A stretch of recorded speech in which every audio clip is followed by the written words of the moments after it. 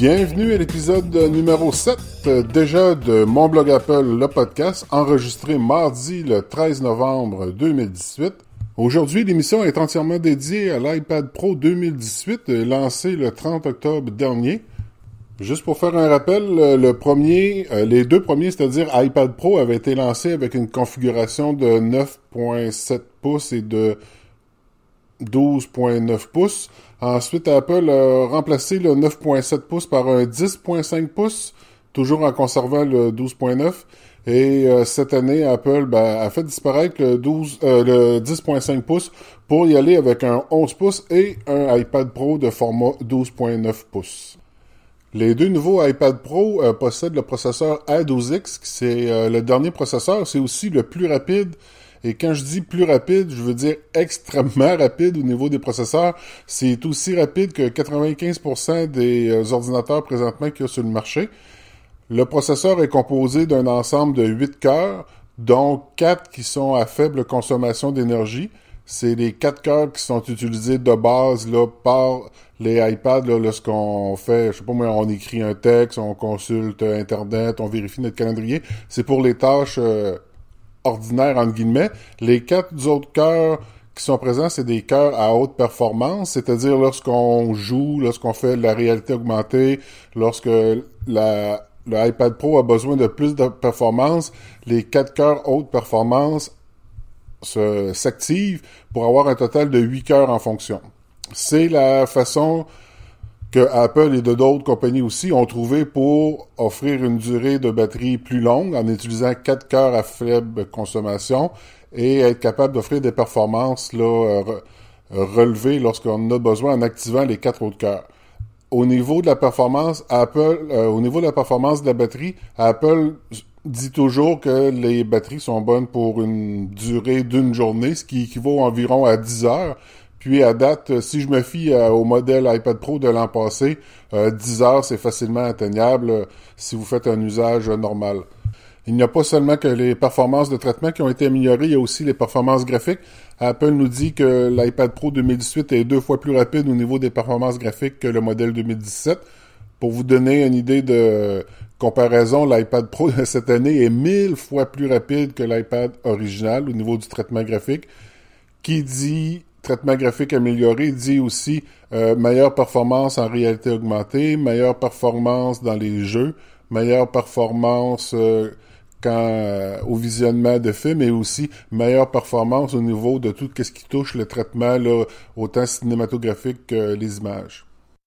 Au niveau des écrans, il y a quelques petits changements. L'écran 10.5 pouces a laissé sa place pour un écran de 11 pouces. La technologie utilisée pour l'affichage, qui s'appelle maintenant Liquid Retina, c'est exactement la même chose que qu'est-ce qu'on le retrouve sur les iPhone XR. Les technologies P3 et True Tone sont toujours présentes. C'est la technologie qui permet d'ajuster l'affichage des couleurs selon l'éclairage ambiant. Il y a aussi la technologie ProMotion qui est toujours là. ProMotion, qu'est-ce que ça fait? C'est que ça modifie le taux de rafraîchissement de votre écran.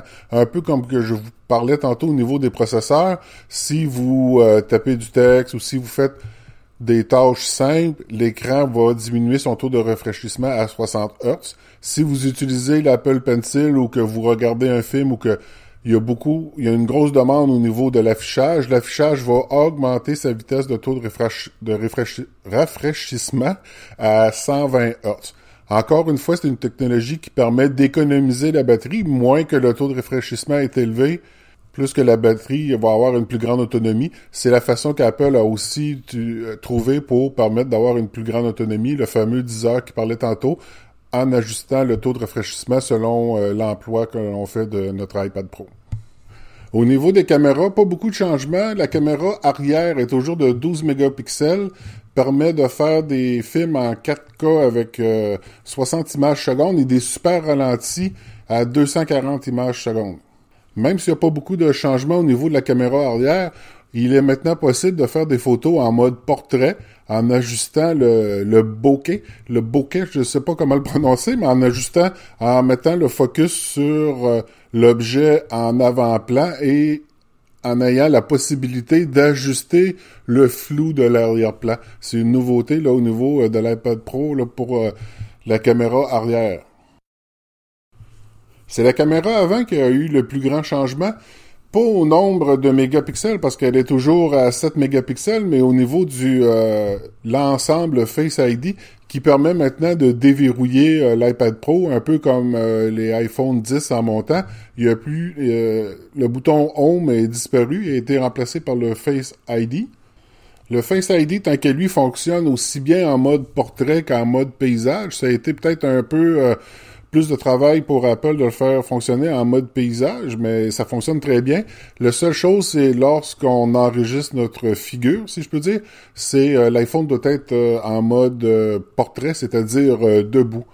Au niveau des deux caméras, elle possède les caméras avant et arrière, elle possède le HDR, c'est-à-dire que l'appareil prend une photo, l'analyse, regarde les ombres, regarde les couleurs, regarde l'éclairage pour offrir une seule photo, mais de qualité supérieure. Maintenant, au niveau du design, les nouveaux iPad Pro ont le côté plus carré, plat. Ça me fait vraiment penser là à la beauté des téléphones là, des iPhone 5, 5S et SE. Les côtés sont plus plats, c'est plus facile à tenir en main.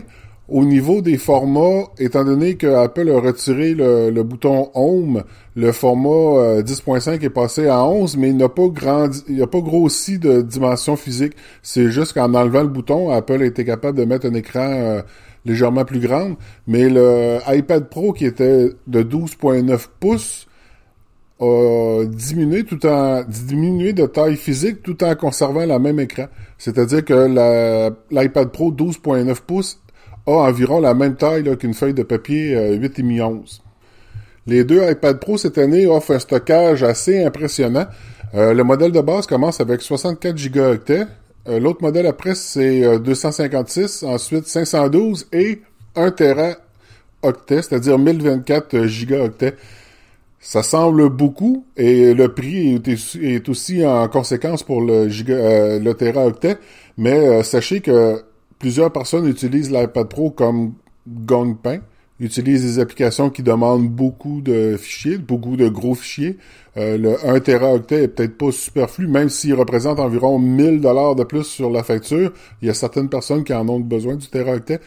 Pas beaucoup, me direz-vous, mais il y en a sûrement quelques-unes à quelque part là, qui vont utiliser tout l'espace. Moi, je recommande, là, étant donné que c'est un iPad Pro, le 64 gigaoctets, c'est vraiment le setup de base. Moi, j'irais plus avec le 250 gigaoctets, étant donné que la taille des fichiers qu'on peut traiter avec l'iPad Pro. Une autre belle nouveauté sur les iPad Pro 2018, c'est l'abandon du port Lightning pour l'utilisation d'un port USB-C. Vous m'avez bien compris, c'est le premier appareil iOS d'Apple qui utilise maintenant le port USB-C. Qu'est-ce qui fait que c'est une bonne nouvelle? C'est qu'il y a beaucoup plus d'accessoires disponibles en version USB-C, qu'on parle de caméra, qu'on parle d'instruments de musique, qu'on parle de stockage, même d'écran externe qu'on peut brancher sur un port USB-C. C'est une bonne nouvelle. On devrait voir de plus en plus d'accessoires dédiés à l'iPad Pro avec port USB-C.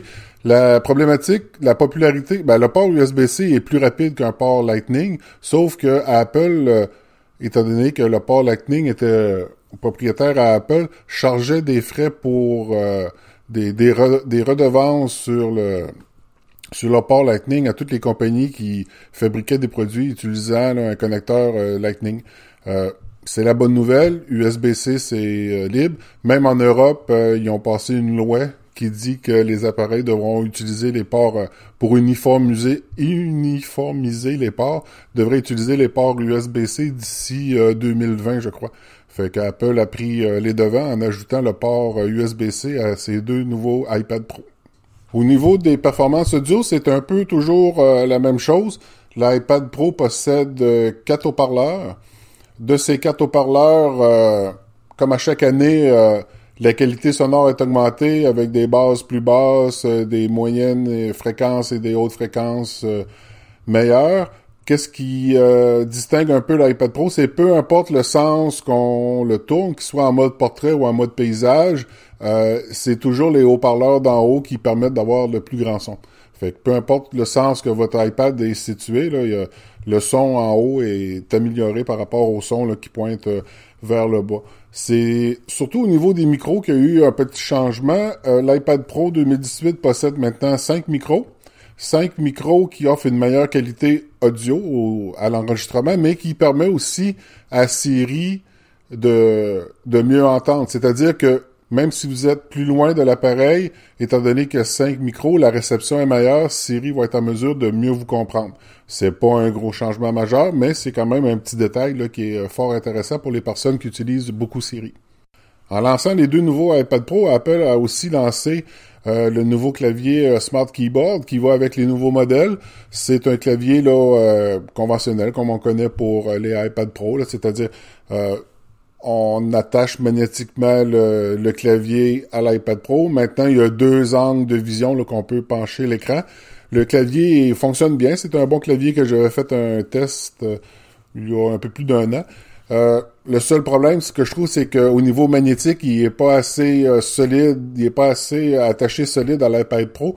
Et j'ai déjà échappé un iPad Pro par terre avec ce clavier. J'avais juste le clavier dans les mains et l'iPad Pro était à terre sur le ciment. C'était pas plaisant. Apple a aussi sorti un tout nouveau Apple Pencil de génération 2. Qu'est-ce qui est nouveau, c'est que l'Apple Pencil, au lieu d'être rond, est maintenant des côtés carrés, plat, un peu comme les crayons de bois là, au plomb qu'on est habitué d'utiliser. Et puis l'Apple Pencil se recharge sans fil maintenant. On n'est plus obligé de le brancher dans le port Lightning qui transformait notre iPad en immense suçon. Puis c'était quand même fragile là, au niveau de la connexion. Là. Quelqu'un accrochait le crayon, ben ça brisait soit la connexion de l'iPad, soit la connexion de l'Apple Pencil ou les deux. Fait que maintenant, le crayon se recharge sans fil. On a juste à le déposer sur le côté de l'iPad et l'iPad recharge, là, c'est magnétique, ça tient là magnétique. L'iPad recharge le crayon. C'est une bonne nouvelle en ce qui concerne le rechargement, mais il y a aussi 2 nouvelles fonctionnalités. On peut maintenant taper sur le crayon pour activer certaines fonctionnalités dans certains logiciels. On peut aussi faire glisser son doigt sur le crayon pour aussi activer certaines fonctionnalités. Je vais vous donner un exemple. Vous tapez 2 fois sur le crayon, ça change supposément, supposons la forme de l'épaisseur du trait du crayon. Vous faites glisser votre doigt, ça va ajuster la transparence de votre trait ou de votre coup de crayon. La bonne nouvelle là-dedans, c'est que Apple a ouvert l'API pour les programmeurs. Les personnes vont pouvoir les programmeurs vont pouvoir décider, eux autres, même de qu'est-ce que le 2 tapes fait et qu'est-ce que le glissement du doigt fait. Ça va être contextuel au logiciel. Si vous êtes dans une section X du logiciel, 2 tapes va vouloir dire quelque chose. Si vous êtes dans la section Y, le programmeur va pouvoir changer la programmation du crayon, et ainsi de suite. Les points positifs maintenant. La puissance, énormément de puissance dans les 2 nouveaux iPad Pro avec processeur A12X. Ensuite, l'apparition du Face ID sur les 2 appareils, ça fallait s'y attendre. La présence du port USB-C qui va ouvrir tout un monde d'accessoires pour les iPad Pro. Il y a aussi les nouvelles dimensions, surtout du iPad 12.9 pouces qui est rendu beaucoup. Il est rendu plus petit. Le design qui est vraiment super beau. Là. Moi, je suis un fan fini là, des designs qui ressemblent au iPhone 5. Fait que l'iPad Pro est vraiment tombé dans mes goûts. Le stockage qui peut maintenant aller jusqu'à 1 Teraoctet. Ça, c'est quelque chose de bien, même si le prix demandé est exorbitant. C'est avoir la possibilité, c'est bien de l'avoir. Le point négatif, c'est justement le prix de l'iPad Pro, qui est cher, très cher même dans certains cas. Si on prend toutes les options, là, on dépasse le prix d'un MacBook Pro. J'ai comme mentalité de dire, si vous trouvez ça cher, c'est parce que peut-être que vous n'avez pas besoin. C'est sûr que les iPad Pro s'adressent à une clientèle vraiment ciblée, une clientèle qui est plus artistique, je dirais, entre guillemets, qui fait du montage vidéo, qui fait du montage sonore, qui fait du graphisme, qui travaille avec le crayon. C'est vraiment pour une clientèle un peu plus limitée. Ça n'empêche pas que vous pouvez vous en acheter un.